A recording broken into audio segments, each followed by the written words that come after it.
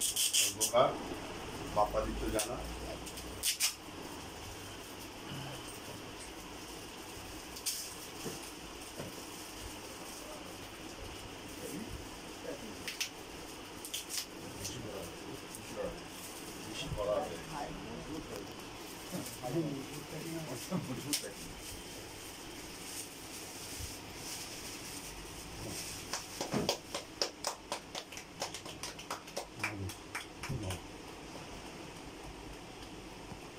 কভারের মানে পরিকল্পনাটা বাপ্পা এককভাবে নিজে জমিতে চাষও করে, মাস্টারমশাইগিরি করে, চাষ করে, ছবি আঁকে, অনেক প্রতিভা, অসম্ভব প্রতিভা আছে। ধানের দোলা তো নাকি হলো না? হ্যাঁ, বাপ্পার এই পরিকল্পনাটা স্বর্ণেন্দু এটাকে রূপায়ণ করেছে। এই হচ্ছে বইটার বিষয়। বইটা আমরা আজকে আনুষ্ঠানিকভাবে উদ্বোধন করলাম পাঠকদের উদ্দেশ্যে। বাপ্পাকে অনুরোধ করবো তার এই সংকলন সম্পর্কে যদি দু চার কথা বাপ্পা বলেন। আচ্ছা, নমস্কার। আমি পুরোপুরি কৃষক পুত্র। আমার পূর্বপুরুষের কেউ লেখালেখির সঙ্গে কেউ যুক্ত নয়, সবাই কৃষিকাজ করে। এখন বাবার পরে দাদা চাষবাস দেখত, হঠাৎ করে মারা যাওয়ার পরে চাষবাস আমাকেই দেখতে হয়, যেহেতু অনেক জমি টমি রয়েছে। আর ওই লকডাউনের সময়ে স্কুল তো ছুটি, ফলে সেই সময়টা আমার পুরোপুরি মাঠে কেটেছে। তো মাঠে নানান ধরনের চাষ টাস রয়েছে। এখন এই ধারে আমাদের একটা দ্রব্য দৃষ্টান্ত পত্রিকা রয়েছে, অন্য অন্য বই টই রয়েছে। তো ওই মাঠে কাজ করতে করতে একদিন মনে হলো যে আমাদের যারা প্রথম সারির লেখক, কৃষক সম্প্রদায় নিয়ে বা যারা মাঠে যারা কাজ করে, মাঠে মাঠে যাদের বেলা কাটে সকাল থেকে সন্ধ্যে, তাদের নিয়ে কী লিখেছে, এইটা আমার প্রথমে মনে প্রশ্নটা জাগে, তারা কী লিখেছে। সেইটা একটা সূত্র বলতে পারেন যে এই ভাবনাটা যে আমাদের যারা প্রথম সারি লেখক, যারা নমস্য, তারা কৃষকদের নিয়ে কী ভেবেছেন। তারপরেই বিষয়টা নিয়ে একটু পড়াশোনা শুরু করা, গল্প টল্প খোঁজ করা। করতে গিয়ে আমি খুব অবাক হয়েছি এই কারণে যে প্রাতঃস্মরণীয় যিনি আমাদের রবীন্দ্রনাথ, তার গল্পগুচ্ছ ঘেঁটে দেখলাম যে একটি গল্প পুরোপুরি কৃষকদের নিয়ে নেই।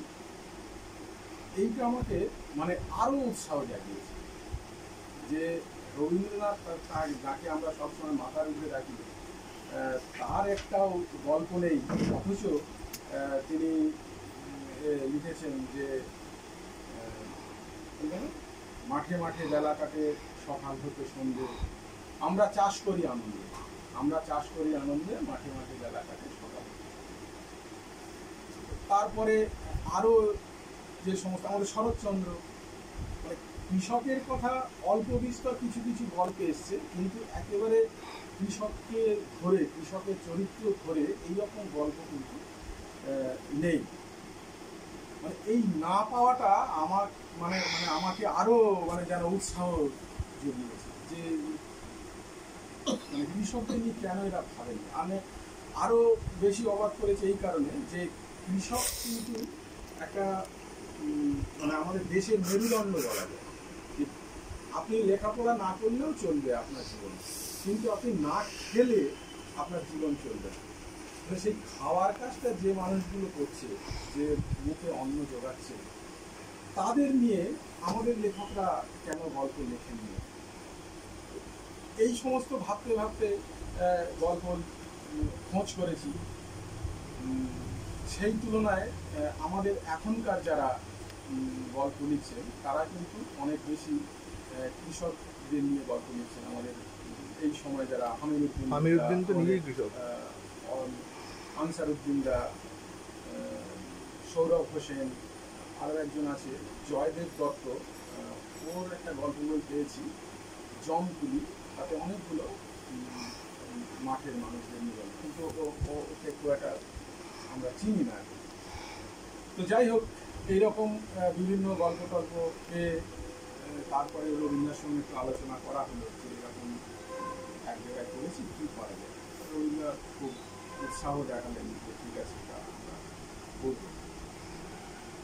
সেই জায়গা থেকে বইটা এই জায়গায় আজকে এসে দাঁড়িয়েছে। তো আরেকটি মানে এটা এরপরে আরেকটা খণ্ড করার ইচ্ছা আছে।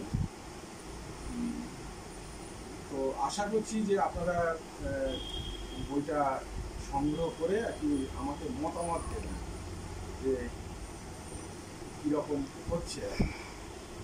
এটুকুই থাকবে। আমি একটু সংযোজন করবো। হ্যাঁ, আপনি যে কথাটা বললেন, প্রথম আপনার উল্লেখ করা উচিত ছিল লালবিহারী দে, পেজেন্ট্রি অফ বেঙ্গল। অসাধারণ অসামান্য বই, যেটা ব্রিটিশ পার্লামেন্টেও যেটাকে নিয়ে বিরাট তোলপাড় হয়ে গেছে, যেটা নিয়ে বাংলা অনুবাদও হয়েছে। বাংলার কৃষক reverend Lalbihari Dey, peasantry of Bengal. বল মনে আছে? Next folk tales of Bengal. Folk tales of Bengal. আর এই যে বললেন না এখনকার লেখকেরা, আমি অন্তত প্রায় 250 ছোট গল্প লিখেছি, তার মধ্যে অন্তত 15টা গল্প আছে চাষিদের ওপর। সুতরাং এই খোঁজগুলো আরো বেশি থাকা উচিত। এইটুকু। ধন্যবাদ বাপ্পাকে চেতনা পত্রিকা প্রকাশনীর পক্ষ থেকে।